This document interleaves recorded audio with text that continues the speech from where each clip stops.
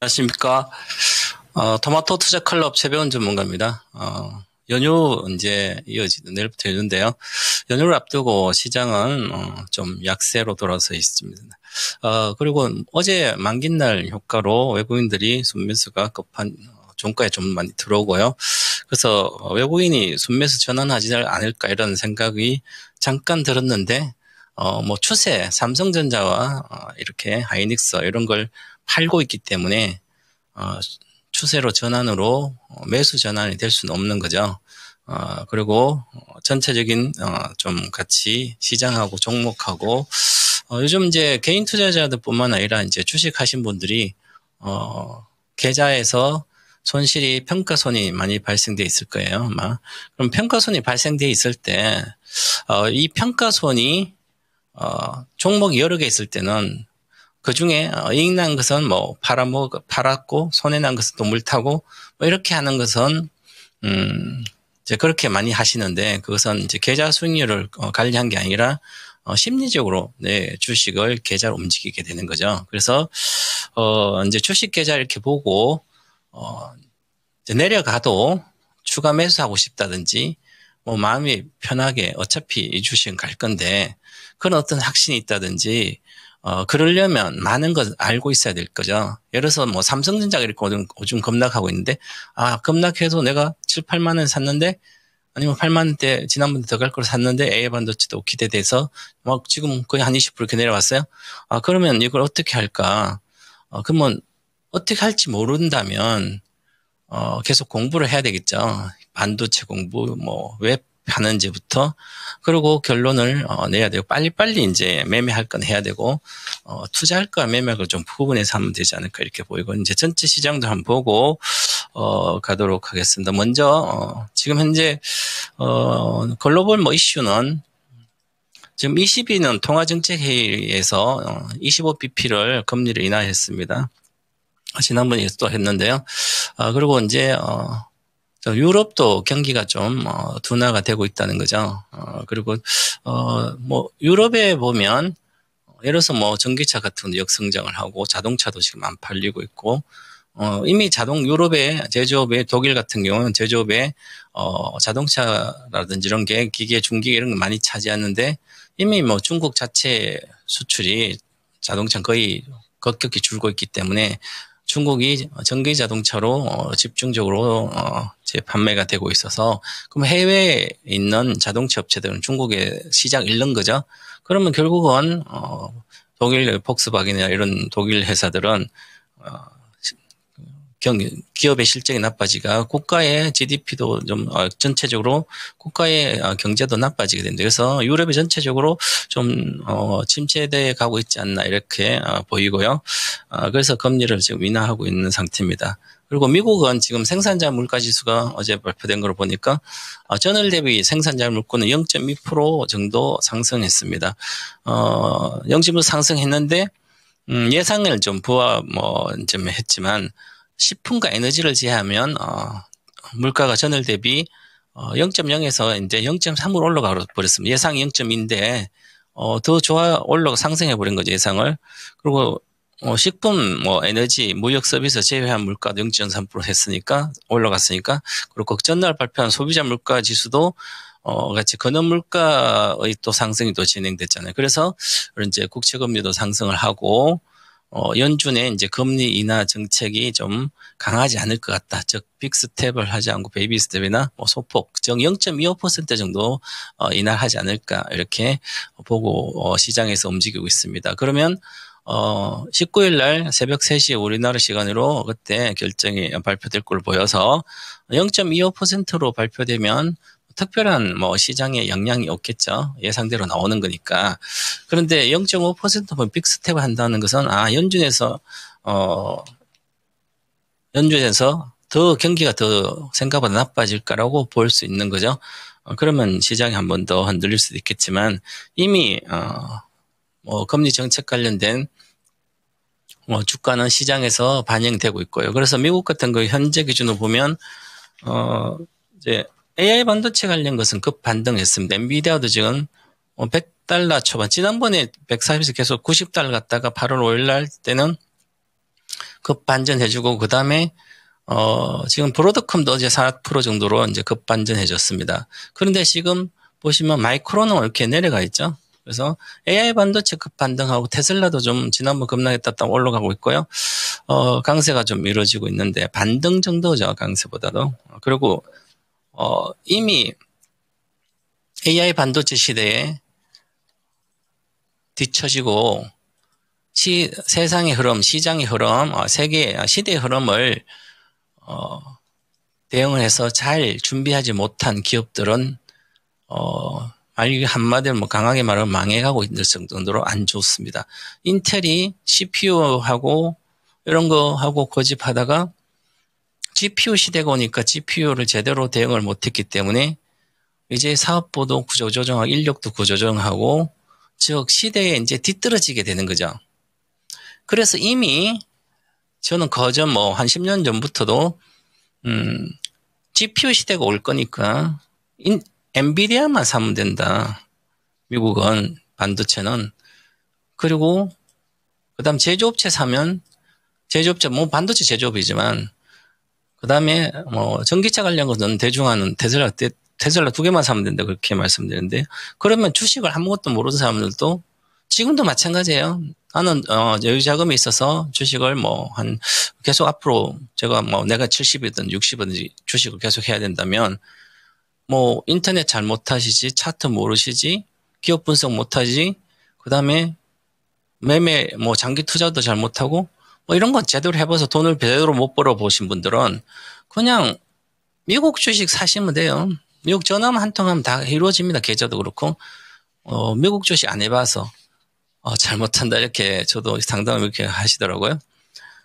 그러면 미국 주식만 안 해본 게 아니라 국내 주식은 알 수 있습니까?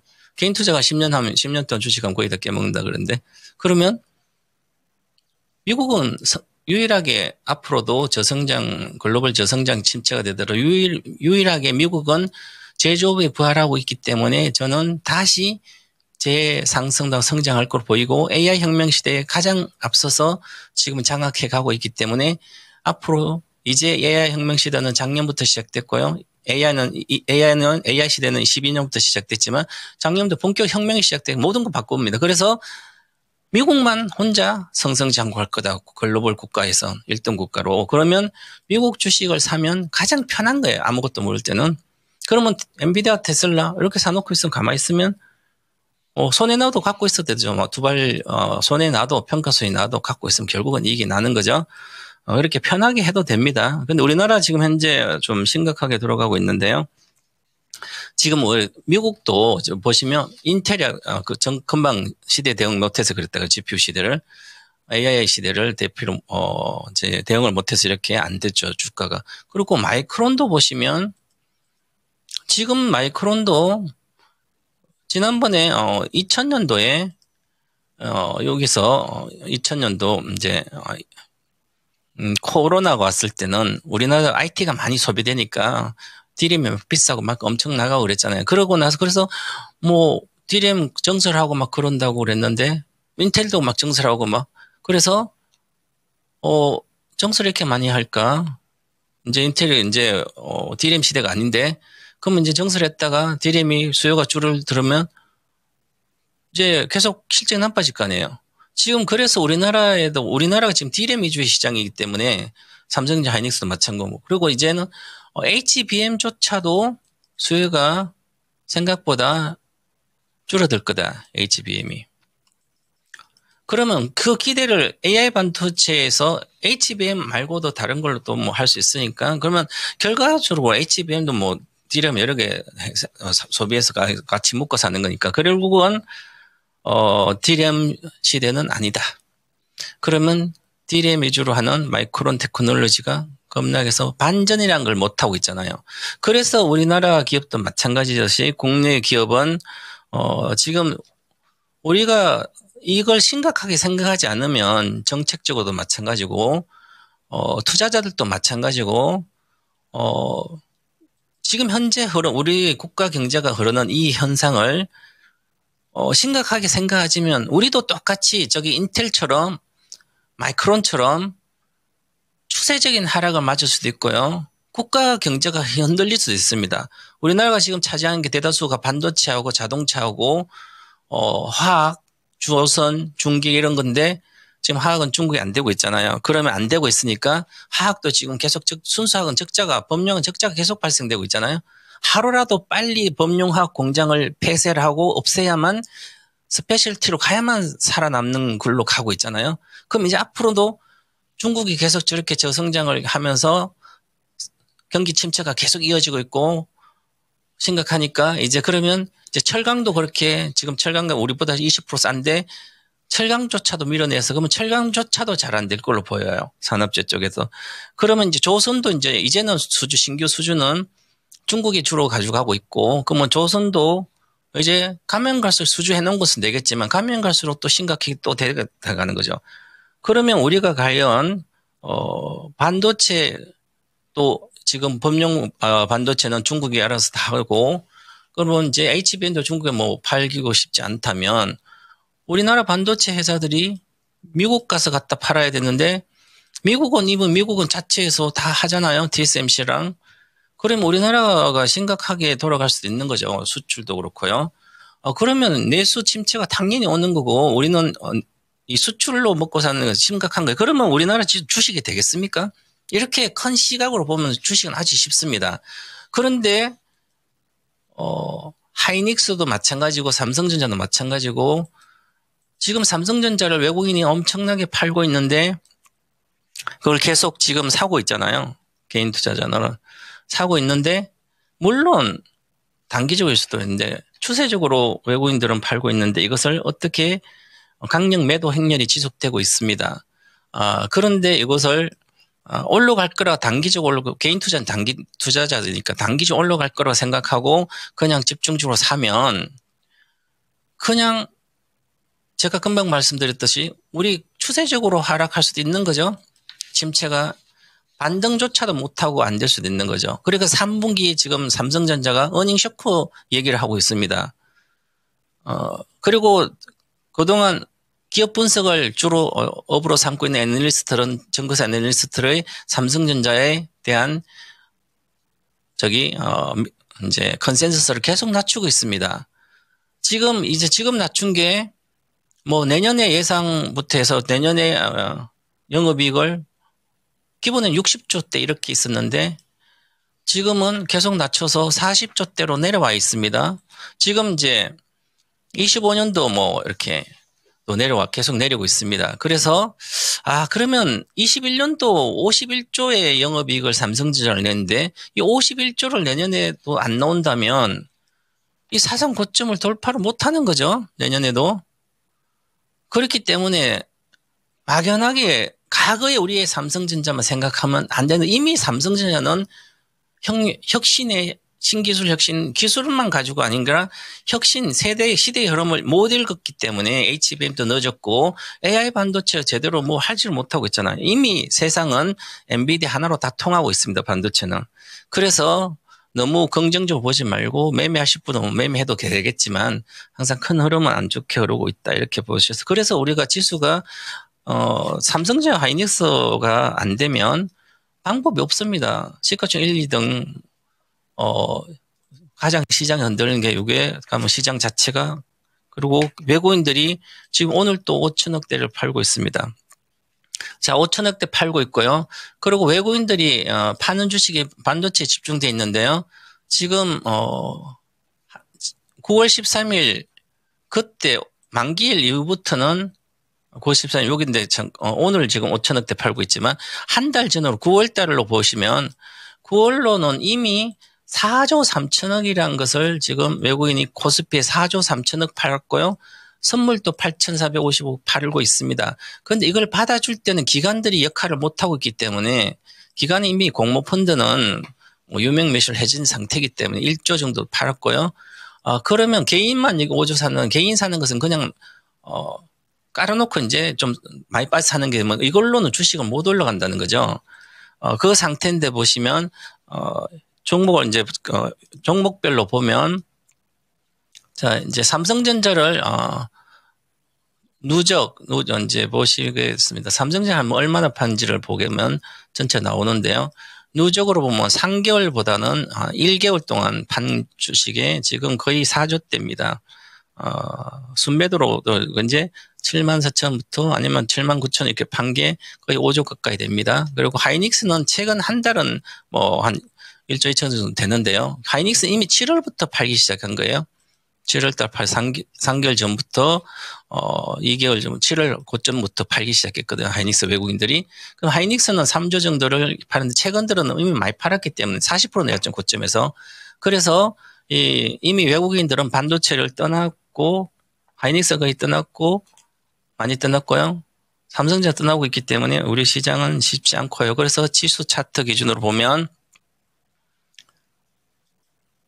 지수 차트로 보면 이제 월봉으로 보시면 지난번에 8월 5일 급락하고 꼬리를 달고 반전을 해줬는데 지금 이 꼬리를 닿는데 여기에 지금 안에 들어가 있습니다. 그 얘기는 9월 달에 지금 약세라는 거죠. 그러면 이제 10월 달에 다시 이렇게 올라가야 되는데 이제 여기 중심선 정도니까 2,500대 있다가 다시 저 위로 올라가야 되는데 올라가기가 쉽지 않으면 올라갈 수 있는 모멘텀 별로 없다 이렇게 말씀드려서 월봉 기준으로 2,466에서 2,687 정도까지 주로 있을 걸로 보인다 이렇게 말씀드리고요. 그 다음에 전체적으로 삼성전자와 하이닉스 이렇게 말씀드렸으니까 오늘 시장에서 뭐 현대차 이제 생존을 위해서 2% 이렇게 강세인데 이것은 GM하고 이제 모든 걸 동맹을 맺어서 하겠다. 일본이 자체 동맹을 다 하니까 대응을 해서 해야 되겠죠. 이렇게 국경도 없이 뭉쳐서 해야만 살아남고 성장할 수 있다. 이제 기존 제조업체들은 이렇게 봐야 되고요. 전체적으로 그동안 제가 조선주에 대해서 지난번에 8월 달부터도 그렇고 계속 매도 의견을 많이 줬습니다. 현대중공업도 뭐 20만 대. 이게 현대중공업 같으면 주가란 게 이제 고성장을 지속하는 업종이 아니기 때문에 기본적으로 많이 올라가면 2배 정도밖에 못 올라가는 거예요. 또 내려오는 거예요. 이젠 수주가 자꾸 줄어들고 있어서 그렇고요. 그러면 조선주가 좋다고 이렇게 시세가 올라가서 내려오면 사면 끝없이 물립니다. 조선주 한번 수주가 내려가기 실적 좋아도 내려가기 시작하면 끝없이 내려가거든요. 그래서 조선주 같은 것은 반등하더라도 관심을 단기 매매는 괜찮지만 추세 손절선을 정해야 될 것 같고요. 그 다음에 이제 금융주도 마찬가지입니다. 우리가 지금 보시면 오늘 뭐 조선은행 금융이 세잖아요. 고려한 공개 매수가 있어 그렇고요. 현대미포, 한국, 조선해양 이렇게 다 센데 보시면 하나금융 지주도 이렇게 강합니다. 4.8%. 그러면 KB금융을 대표적으로 보시면 제가 지난주에 금융주도 하락에 동참했다. 그래서 그렇게 말씀을 드렸거든요. 그래서 금융주도 계속 하락에 동참이 들어가요. 이 고점 보시면 9만 원 내에서 고점에서 이제 하락에 동참했기 때문에 경기가 침체돼 나빠진다면 당연히 또 반타작됩니다. 항상 그랬습니다. 과거에도 경기 좋을 때 17년도 좋았다가 6만 9천 원에서 여기까지 내려왔죠. 3만 원.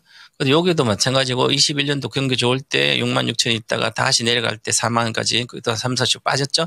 지금은 와서 외국인 지금 지분율이 막 77% 이렇게 돼요. 외국인이 팔면 살 받을 데가 없잖아요. 그러면 개인 투자자도 이제 금융주가 좋으니까 이렇게 하루도 좋고 반등하고 많이 빠졌구나. 9만에서 20% 정도 빠졌으니까 10% 20% 빠지면 다시 사고 그러거든. 그렇지 사면 물리면 안 되고 손절선을 정해서 매매를 해야 될 것 같고요. 그래서 이런 것도 추세 하락에 당연히 들어갑니다. 금융주, 조선주, 반도체가 미리 시작됐기 반도체 그다음에 조선 중기계들 그다음에 금융주 들어가고요. 그러면 지금 사야 될 주식들이 별로 없습니다. 그런데 지금 한 섹터 중에 가장 바이오주도 많이 올랐다 차별적 움직이고 있으니까 그러면 코스닥 종목 중에서도 오늘 바이넥스는 잘 움직이고 있어요. 이렇게. 그리고 나머지 AI 반도체 관련 주식들은 전부 다 빠지고 있어요. 원익 IPS 보시면 5% 빠지고 있고 지는 3만 원대 기대가 많았었는데 지금 2만 8천 대 와 있습니다. 이게 삼성전자와 같이 계를 하고 있고요. 그다음에 그러면 우리가 AI 반도체, 제주 반도체와 이렇게 관련된 전력도 많이 빠졌다고 계속 들어가면 실적이 받쳐주지 않기 때문에 잘못하면 물려서 계속 많이 물릴 수가 있죠. 작년에 뭐 양극재가 물리듯이. 그러면 기술적인 매매 구간을 정해서 손절선을 정하을 한다든지 목표가도 좀 짧게 잡고 정해서 하시는 게 좋지 않을까 그래 보고, 이제는 2차전지 내에서도 움직임이 조금 달라요. 보시면 2차전지 세일 업체 지금 오늘 LG엔솔 아침까지 괜찮다가 이제 그동안 뭐 30만 원대에서 한 30% 올라왔으니까 또 조정을 받고 반락하고 있는데요. 그래도 강합니다. SDI도 바닥 20% 정도 올라왔고요. 그래서 저항선 좀 놓여있고, 지금 에코프로모티와 에코엔드림, 중고체는 좀 플러스 나고 최근 흐름이 좋아요. 그리고 나머지 주식들도 뭐 섹터별로 그 안에서 좀 순환매정의 어떤 흐름도 좀 있습니다. 그렇게 보셔도 되고요. 그런데 결국은 이렇게 보시면 제가 계속 요 일본 기준으로 대바닥이 완성됐고 주봉으로 이제 완성이 이제 오늘 이렇게 끝나면 이제 눌림목 주간이 눌림목에 들어가더라도 조금 더 올라가더라도 눌림목 들어가서 턴을 해주기 때문에 22평선이면 월봉, 주봉으로 돌아서 있는 상태고요. 월봉으로 바닥이 확인되기 때문에 대바닥이 쌍바닥으로 확인되기 때문에, 그러면 큰 시세가 여기서 쉽게 안 나더라도 내려왔을 때는 매수로 접근하면 매매했을 때 20% 내외의 수익을 거의 급락해서 사게 되면 가능성이 아주 높아졌다 이렇게 보고요. 이제 삼성 SDI는 조금 거래가 좀 다릅니다. 그래서 비교할 대상 아니지만 삼성 SDI는 좀 더 약하죠. LG엔솔보다. 이것은 아직 주봉으로 바닥이 형성됐다고 볼 수는 없는 건데 일본 기준으로는 형성이 됐습니다. 매물대가 있어서 그렇고요. 외국인들이 10%, 11% 비중을 최근에 계속 팔아가지고 내려왔는데요. 외국인이 사줘야만 올라갑니다. 그래서 외국인이 지금 안 사고 있죠. 며칠 전에 9월 11일 24만 주 사니까 최근 들어 가장 많이 사서 1년 동안. 그래서 급등 9%나 9.9 급등하고, 그러면 외국인들이 장악한 주식이기 때문에 이거 단기적 수급으로 움직입니다. 그렇게 보셔야 될 것 같습니다. 그래서 너무 비교 대상보다 그렇고, 지금은 양국 에코프로모티가 가장 지금 실적과 여러 가지 봤을 때 가장 좋은 종목은 중소형주 에코프로모티다 이렇게 말씀드리고요. 전고체는 보유하는 전략이고요. 강세한다 이렇게 말씀드리겠습니다. 이렇게 해서 오늘은 전체적으로 하고요. 여러분들도 추석 연휴 잘 보내시기 바라겠고요. 오늘의 저희 한마디는 단기 매매에서 손해가 자주 발생한다면 하지 마시고 중장기 투자를 전환해야 된다. 그것도 미래의 실적이 좋은 주식으로 이렇게 말씀드리겠습니다. 추석 한가위 잘 보내시기 바라겠습니다. 감사합니다.